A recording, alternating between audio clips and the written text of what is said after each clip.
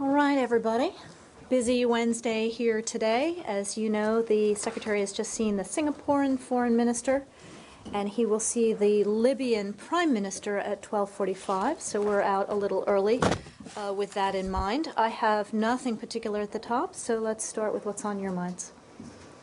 I wanted to follow up on what I had asked you about yesterday on the gas oil shipments to Syria. Did you eventually get anything on that, and whether it's a concern to you, and whether you're looking for ways to cut off those shipments? We did look into it. Thank you for the time to do that, Arshad. We have seen these reports that foreign firms are delivering fuel to Syria. What I need to do is clarify what the U.S. sanctions on Syria are about. What we are sanctioning is the sale of Syrian fuel on the open market. U.S. sanctions are designed to avoid putting further suffering on the Syrian people, so we don't target the import of Syrian fuel products from non-U.S. persons. So what we're sanctioning is the ability of the Syrian regime to sell its own product on the open market and thereby put the money into its coffers and fuel its military machine. Okay, but I thought you also prohibited dealings with the state-owned companies which previously had imported this stuff. Is that not the case? It's dealings with the state-owned companies for the sale of their product internationally. Okay, my mistake then. Okay. Can we just stay on that? Double teamed by AP. Your use of the word sanction is confusing, because to sanction something means you allow it. So can you say it does, if you look in the dictionary. So if you say you're sanctioning all these years we've been talking about U.S. sanctions, Matt, and no, this first time it's sanctions as a noun is fine. But when you say you're sanctioning the sale of Syrian oil on the open market, that means that you're allowing it. Let me try this again as a noun. U.S. sanctions on Syria are aimed at the export of Syrian fuel to the international market. They are not aimed at the import of fuel by Syria. There you go. Okay. Thank you. On that very point, on the issue of sanctions, is there any room to allow for something like what Iraq had during, oil for food or anything like this? So you can help the Syrian people that are in many ways under siege. As I said, what Syria largely imports, as I understand it, has to do with heating oil, cooking oil, this kind of thing. What they export is heavy fuel. So what we have done is to try to ensure that our sanctions, as much as possible, are not hurting the Syrian people. So that the situation is not equivalent to what was going on in Iraq, as you can imagine. If this is a humanitarian trade, this oil imports, why would you even ban U.S. persons from sending fuel to Syria, or U.S. companies? Well, we've banned U.S. companies from doing virtually anything with Syria. There are other ways for Syria to get what it needs on the humanitarian. It's a separate issue from the humanitarian assistance that we're obviously sending to those who are in need. But if this is purely a humanitarian importation, I don't understand the sanctions against American people and American companies, because it's not helping. Well, let's start with the fact that Syria was not primarily importing cooking oil from the United States. It does that from its neighbors, which would be more efficient. Okay. All right, and just separately on Syria, there was an Amnesty report that said it talked about the arbitrary killings of people by the opposition, and it also called for pressure from the countries that are aiding the opposition, since you are one of them now. What could you say you're doing in that regard? Well, as we've talked about many times here, Brad, we are, in our conversations with the opposition, both with the political opposition and with the military opposition, making absolutely clear our expectation, and frankly the Syrian people's expectation, that they will abide by the highest human rights standards, that they will follow international humanitarian law in the way they perform and the way they deal with prisoners and other such things. We have protested and made clear from this podium and elsewhere when we see violations of human rights abuses by the opposition, and we've also made that a condition of our support. Could you Please. explain to us what exactly the Secretary meant by saying we want Assad and the opposition to sit together to form somehow, to arrive at a transitional government? There was nothing new here from what the Secretary said throughout his trip, which is that we want to see the Geneva framework now be turned into a real implemented plan, namely that folks would sit down, both from the opposition and those who don't have blood on their hands from the regime, and begin working on who could compose a transitional government that would have full executive authority, that those people would be agreed by mutual consent, and then Assad will step aside. Would, in this case, someone like Farouk Shah, the Vice President, be brought back into the picture as a possible interlocutor? Again, it's not for us to be picking who would be acceptable in terms of the first conversation, let alone in the transitional government. That would have to be something that Syrians would decide, and the Geneva framework speaks very specifically to the mutual consent clause there. And finally, on the issue of the sanctions of heavy oil products, as you suggested, is it conceivable if this conflict drags on for months, maybe years more, that some sort of an international arrangement or an international supervision could be imposed on the export of Syrian heavy oil to sort of alleviate commodities and so on, bringing foodstuff and medicines and so on? Again, Saeed, as you know, we have a massive international humanitarian effort underway, not only for Syrians who have already left the country, but for Syrians inside the country.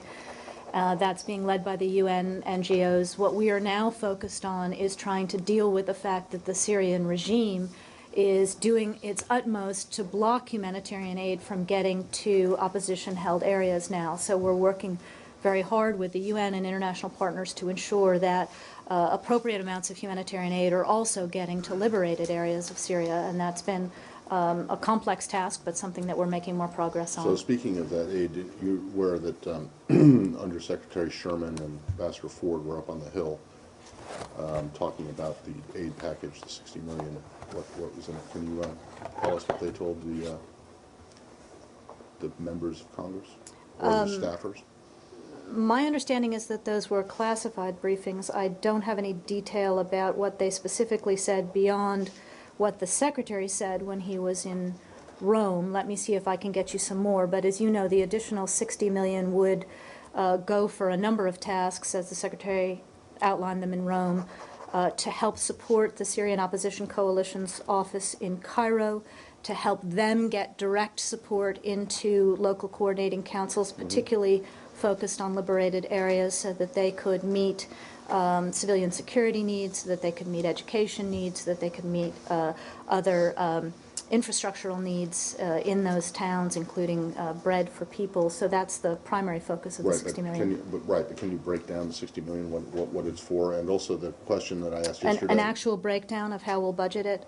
I'm not sure we've done that yet. An actual breakdown on what the American people are paying for to go to go to the Syrian opposition, and also was there an answer to the question yesterday about the MREs and the non-lethal stuff that's going to the Free Syrian Army? Has that stuff been shipped yet?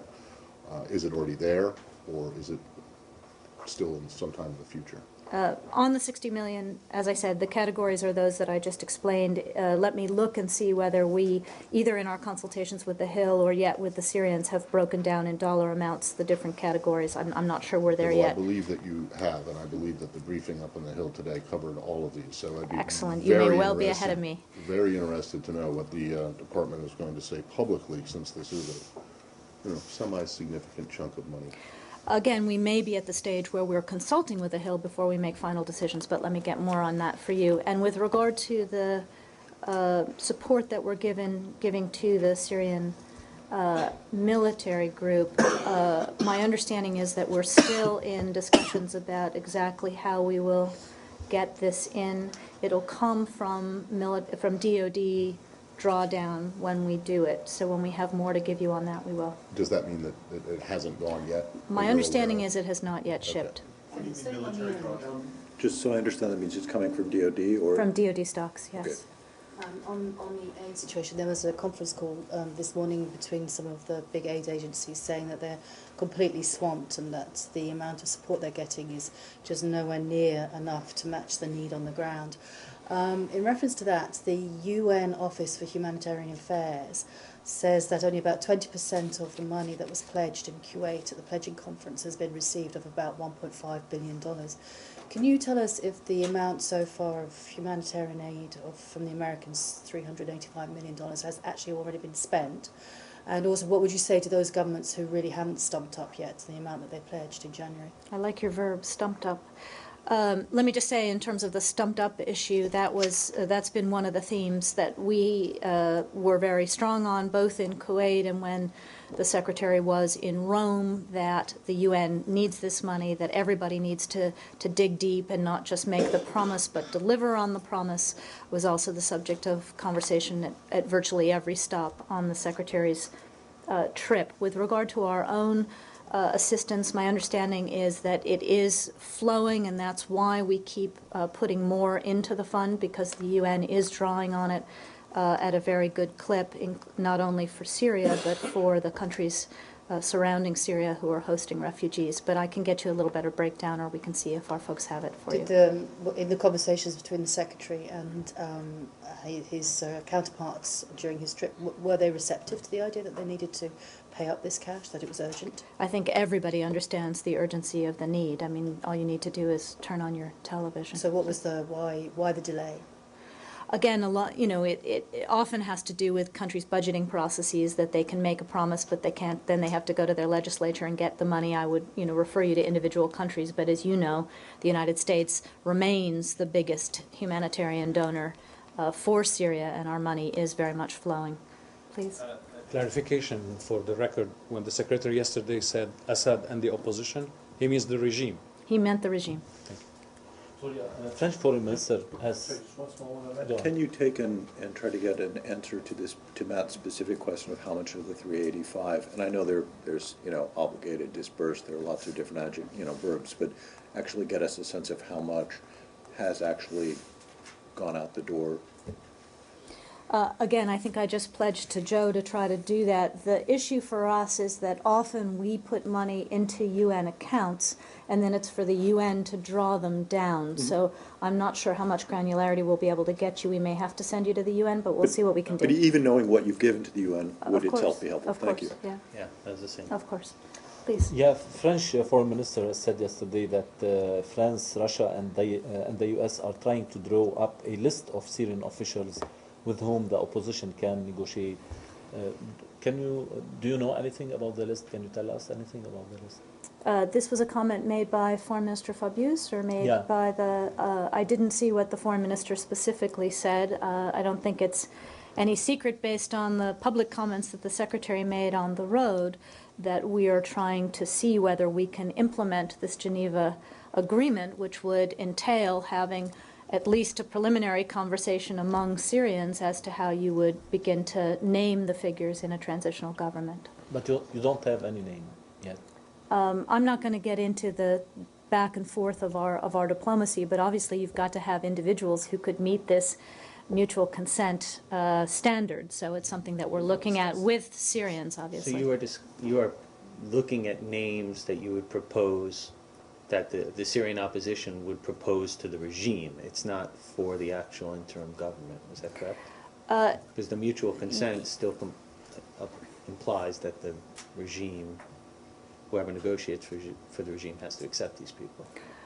Let's first of all back up and remind that this is a Syrian process. So those involved in getting the process started and those who emerge as part of the transitional government have to be Syrian names put forward by Syrians, both from the opposition, and the expectation is if the regime were willing to allow a transition to go forward, they would also put forward people who could negotiate. But the expectation, and again we have to see where this goes, is that you wouldn't just out of nothing name a transitional government. It would look more like it looked in Yemen, where you had initially some folks empowered to have the conversation, and to see if a list of names could be agreed for a So transitional I'm sorry, government. I'm confused here. Maybe I misunderstood you. So you are or you are not working on a list of names with the Syrian opposition and with the Russians? The Syrian opposition themselves Yeah. have, in the form of President Khatib, have made clear that they are willing to have this conversation if the regime is willing to have it. So they obviously have ideas about who would initiate the conversation for them.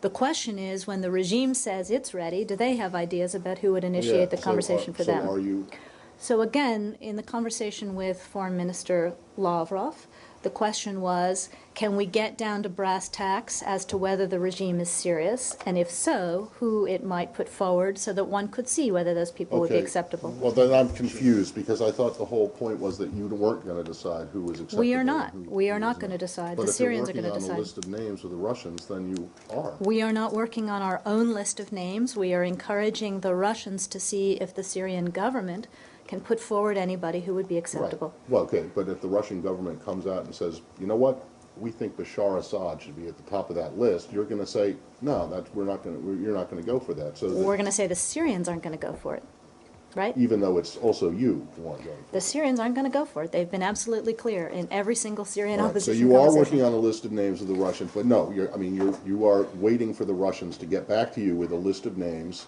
and then- You're way too far into the weeds. All we are doing here is encouraging those with influence with the Assad regime to encourage the Assad regime to be serious about allowing a transition to go forward by putting forward names that could be considered. But I think the question, and Mr. Fabius's comment referred to opposition names that were being put forward, and that you were working with the French and Russians on opposition candidates for a potential interim government. Is that incorrect? The opposition will have to name its own candidates, obviously. Whether the opposition will have to name its own candidates or not is a separate question from whether you are working with whomever on a list of such candidates. What we are working with the opposition on is the notion that if we could actually get into a serious conversation that met the standards that they are seeking on the Syrian regime side, that there were people empowered to talk who don't have blood on their hands, that the opposition would then put forward its own people as well.